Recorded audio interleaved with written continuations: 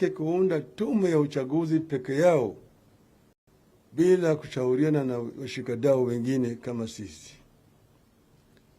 3, tumesema ile nyungu pale matokeo ya uchaguzi ilipelekwa mpaka ifunguliwe, yani sawa. Bwana Ruto juzi anasema atio sisi tunasema ati sisi hatuheshimu IBC, tunaheshimu whistleblower kupiga firimbi. Namuuliza IBC ya nani? IBC ilikuwa na wanachama wa 7. Bwana Chebukati na watu watatu ndio walileta matokeo ya kusema Bwana Ruto alishinda. 4 walikataa, walipinga hiyo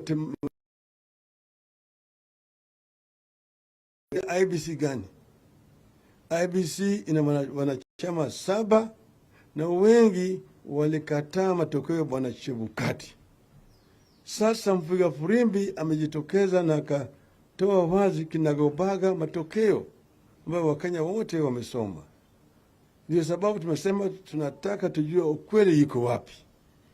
Ndio tumesema hiyo 7 ifunguliwe, wataalamu kutoka nje waaje, wakague, watueleze matokeo ilikuwa namna gani. La sivyo hatutatambua Bwana Ruto. Sisi tumesema tunataka ukombozi. Tumeweza kuambia wafuasi wetu wote, sisi tunataka kukomboa Kenya, ili Kenya hiyo ya Wakenya. Kenya hiyo serikali ambayo inaangalia maslahi ya Wakenya wote kwa jumla, bila ubaguzi upande hii upande ile nyingine. Na hii mambo yetu itaendelea. Tumesema kuanzia wiki ijayo tutakuwa na mgomo na maandamano siku ya Jumatatu na siku ya Alhamisi. Ndio namna hiyo. 2, tumesema ati tutasusia makampuni yafuatayo.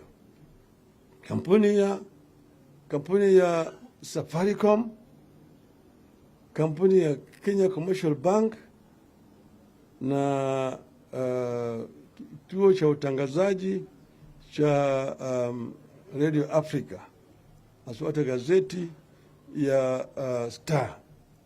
Maana yake wameonyesha kwamba wanalenga upande moja na sisi wanatu bagua. Kwa hivyo haya ni uamuzi wetu. Tunaambia wafuasi wetu wote wa Azimio la Umoja, hata na watu wa MDD, ya kwamba vita yanaendelea. Aluta continua.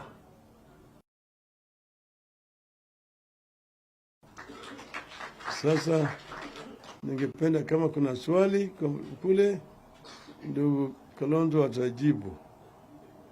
Nimeona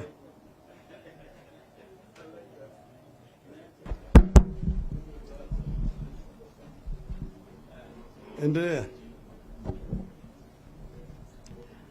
Jina langu naitwa Duncan Haemba kutoka NTV. Ningetaka kujua idadi kamili ya wafuasi ambao walinaswa jana na polisi, na kuhusiana na vyombo vya habari. Kwa upande mmoja umesema viliwajibika, na kwa upande mwingine yaonekana ni kama there is attack against the media, specifically the Star newspaper. And don't you think that in itself is a danger to members of the Fourth Estate? And then the third question, the double protests Monday and Thursday, there are those who feel like it is going to do more harm than good. Maybe your take on that. Duncan, umeuliza maswali kadha, na kwamba tunaarifiwa kwamba zaidi wa Kenya wapatao zaidi ya 200 walinaswa kupelekwa korokoroni, na kando na waheshimiwa wakiongozwa na minority leader kwa Senate Justice Mazayo Stewart, na minority leader katika National Assembly Opiyo Wandayi. Kando na hawa viongozi, kunao wananchi wa kawaida ambao tunahimiza kwanza lazima wao pia, kwa sababu msukumo huu sio wa viongozi peke yao bali wa Kenya. This is a Kenyan affair. Swala la pili, na wale ambao wameadhirika, tunapata habari kwamba kijana William Abunga, let me just be accurate.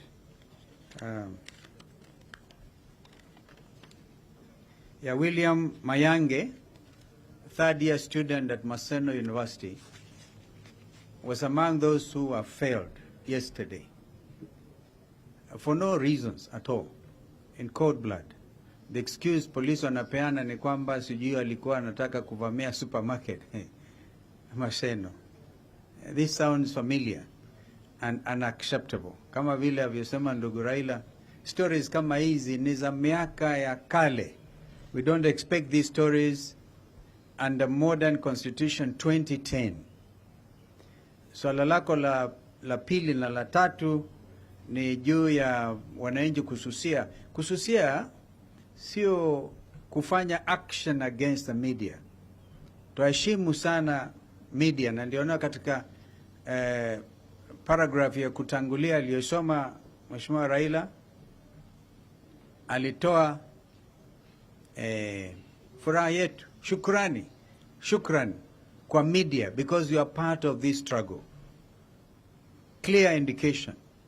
But there may be those who probably think that we also don't have rights. We have a right kugomea. Kugomea sio to act in isolation or anything. Absolutely not. What we are saying is fair reporting. But if you take a position, then Kenyans have also a position to take a contrary opinion, and not necessarily being in contravention or media freedom in which we believe. And as I say, this is the struggle is actually even media-led.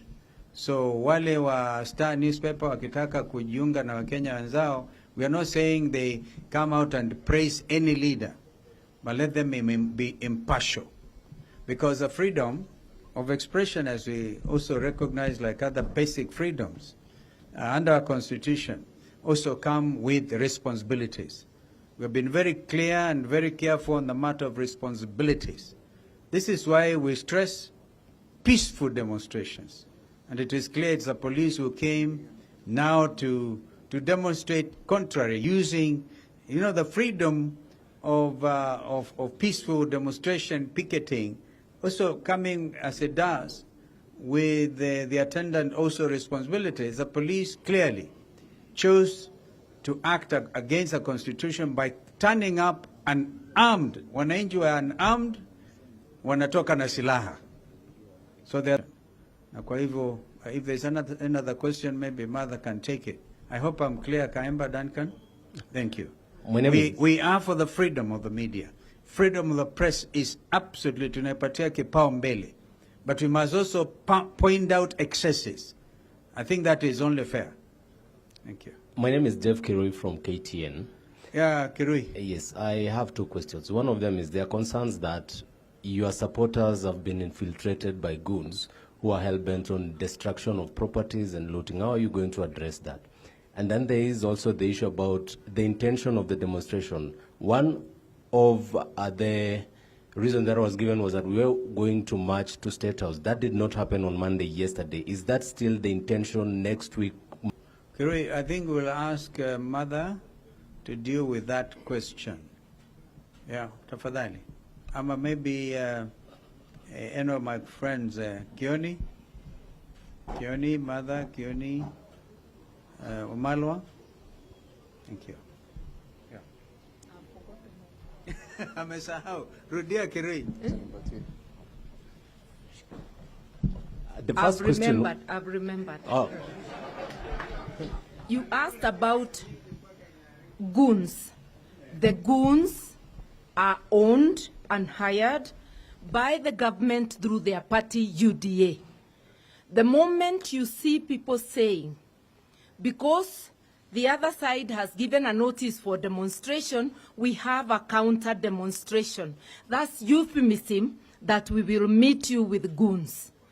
If you look at this last week, for more than 4 days, people demonstrated peacefully in Kisumu, in Migori, in various parts of the country.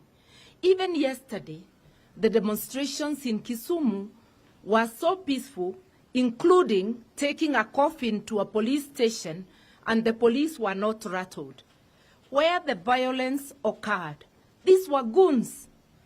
And we noticed that in the previous 2 weeks, there was a center opened, which I take was a command center for thuggery, under the auspices of UDA office. Any serious investigator will see where that violence in Kisumu came from. It was not from our members. I would also want to say this. In any country where leadership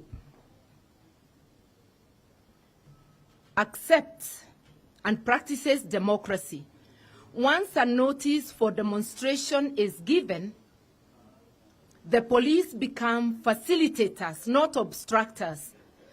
And in any period in this country, even before the passage of 2010 Constitution, I do recall times in government, demonstrators were escorted on horseback. No looting, no violence. Violence occurs where police go out on instructions to meet demonstrators with the use of unnecessary force. And that is what has happened.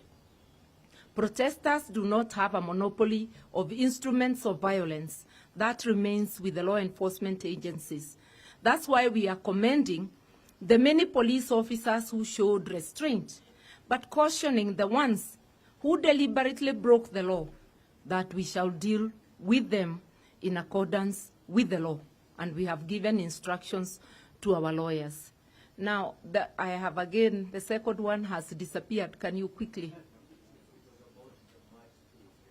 The march to State House. May I say this, that as citizens, and if you read the Constitution, we are entitled to march to any government premises. Government means our premises, for which we fund with our taxes, to present our petitions. Even State House is not exempted.